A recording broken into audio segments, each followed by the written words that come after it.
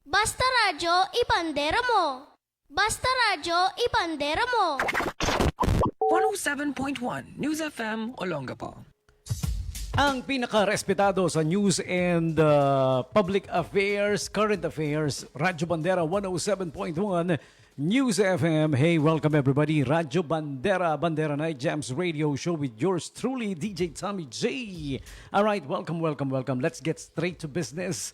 Time for me to tell you about today's holidays and observances. Pero the latest, talk of the town pa rin. Lagi naman tayo nag-updatean. Yung SONA pa rin, ano? Yung pinangako ni, I don't know kung pangako ba yon. Sabi niya, pipilitin daw no? Ipupush na mawala na sa binabayaran natin yung systems loss. Hindi naman kasalanan na. Tama naman si Presidente. Anong kinalaman namin sa systems loss nyo? Systems loss nyo yan O, di ba? O, alam nyo kasi ganito yan pinapaliwanag nila lagi systems loss. Karamihan daw dyan dahil ninanakaw daw ng consumers yung kuryente, may mga nagpipilfer, di ba? May nagtatamper, system loss siya.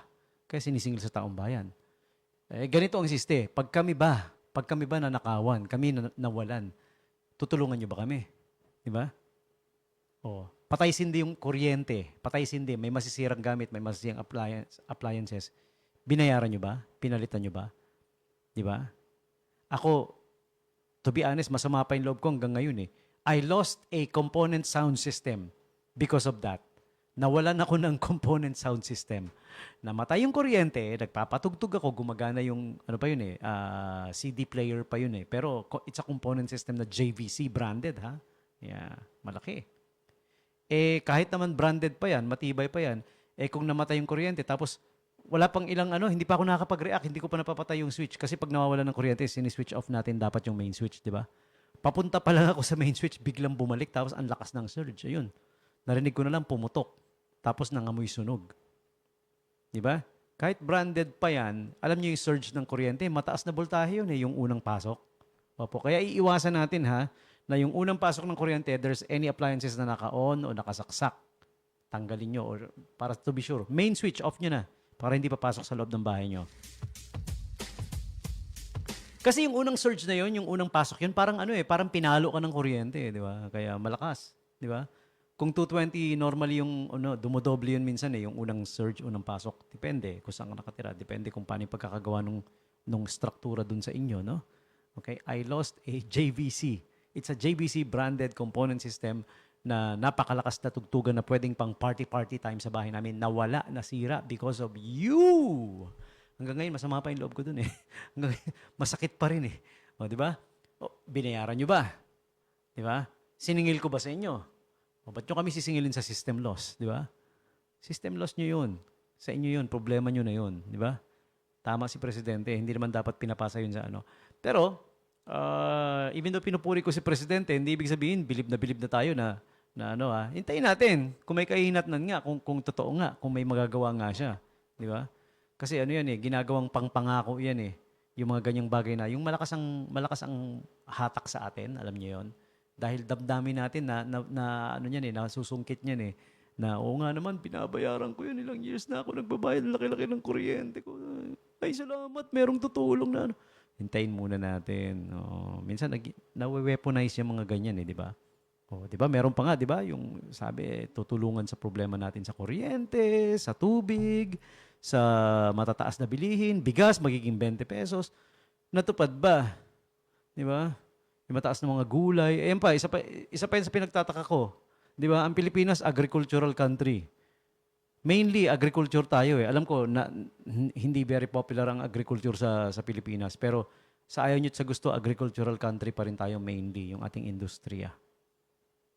Bakit ang taas ng pagkain, ang taas ng presyo ng sili, ng mga gulay sa palengke? Gulay daw is healthier. Paano gustuhin mo man, ang mahal-mahal naman, ang taas-taas ng presyo. Yung mga kagaya ng cauliflower, yan, ang mahal ng cauliflower. Yung broccoli, di ba? Sili, wag na nga tayong lalayo. Dati, there was a time na naging 1,000 per kilo yung sili. Pambihira. 1,000 per kilo. Ano yun? Mahal pa sa yung masarap na slice ng baboy, yung liempo, di ba? Masarap yun di ba? Okay. Uy, I got a salute Jenny's, no? Yung Jenny's meat shop in ano, yung Jenny's dito sa meron sa ano sa likod ng Bagong Palengke. At saka doon sa ano sa along Rizal no no no no, along Gordon Avenue. Yun, merong Jenny's doon na meat shop. Yung paglagpas lang ng SM Downtown. Paglagpas din ng ano ng Bingo Bonus na bagong bukas na branch diyan sa Gordon Avenue. I gotta commend those meat shops, di ba? Oh, hindi naman nila ako binabayaran.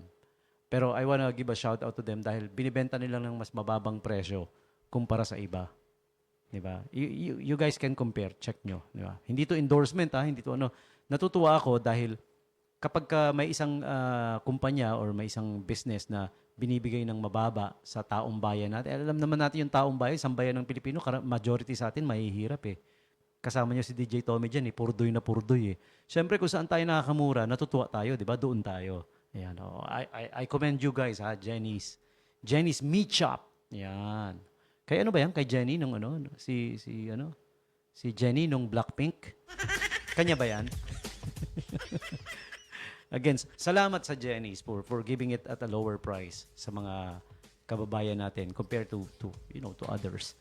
All right, so moving on now, today's holidays and observances. The usual, of course. Today is World Hepatitis Day. Okay? Observed every 28th of July every year.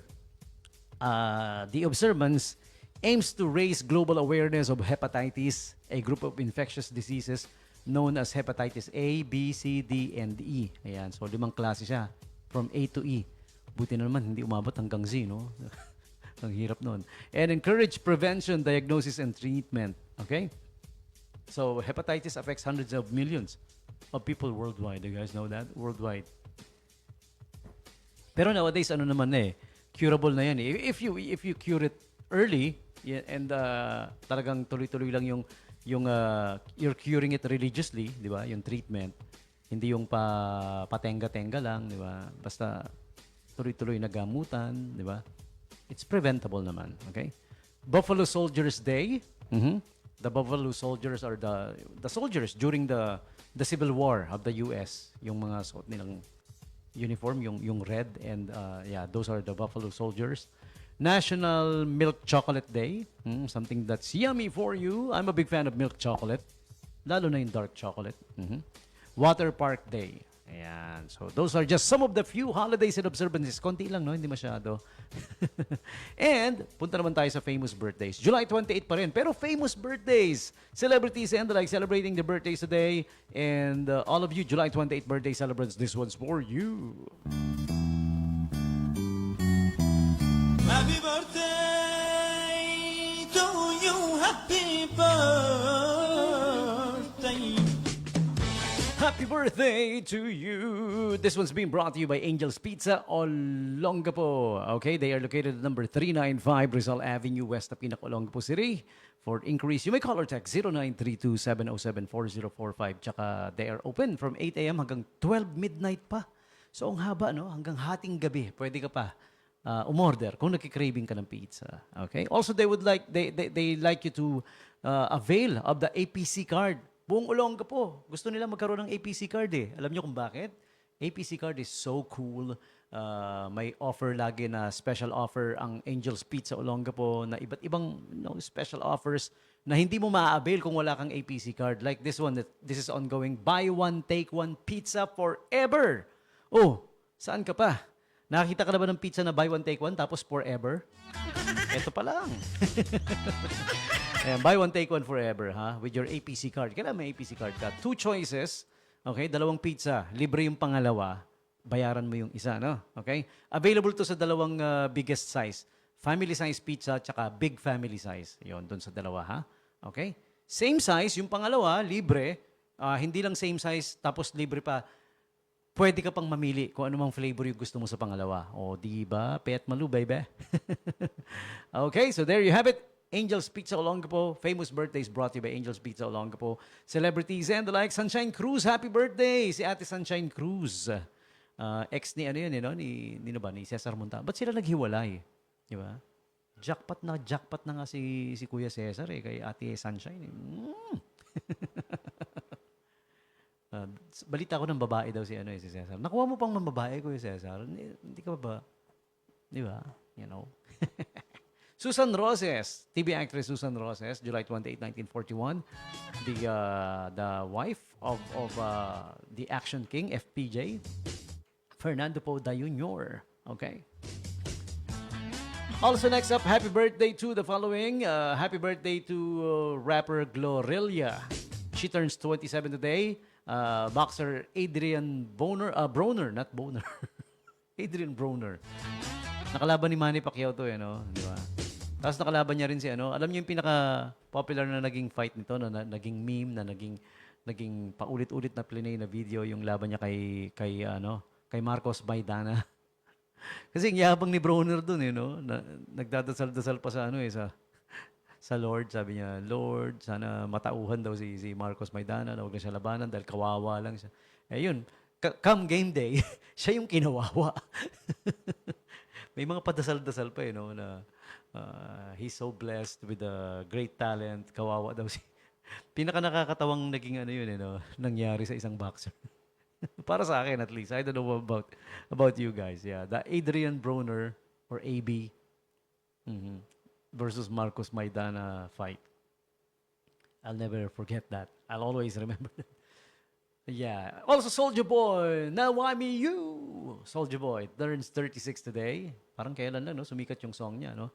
Also, si Gabriette, who is a pop singer, she's a member of the Nasty Cherry, all-female group, no? Okay? TV actress Lori Loughlin turns 62 today. TV actress pa rin, Victoria Baldesara. Dana White, okay? Entrepreneur. He started do you guys know that? He started the MMA. Si Dana White. Sumikat na gusto yung MMA because of him. He turns 57 today. Okay? TV actor Spencer Baldwin, 34. Next up, we have also happy birthday to Brad Simpson of the band The Vamps. Okay, he turns 31 today. Jacqueline Kennedy Onassis was born July 28, 1929. Tagal na, no? Long time ago. She passed away already in 1994. Also matagal na rin. Okay, next up. You guys remember Afro Man? Because I got high, because I got high, because I got high. That's him, si Afro Man. He turns 52 today, so there you have it, celebrities and the likes. Celebrating the birthdays today. You are sharing your birthdays with them. All of you, July 28 birthday celebrants, happy birthday to you. Happy birthday to you. Happy birthday to you. Happy birthday, happy birthday, happy birthday to you.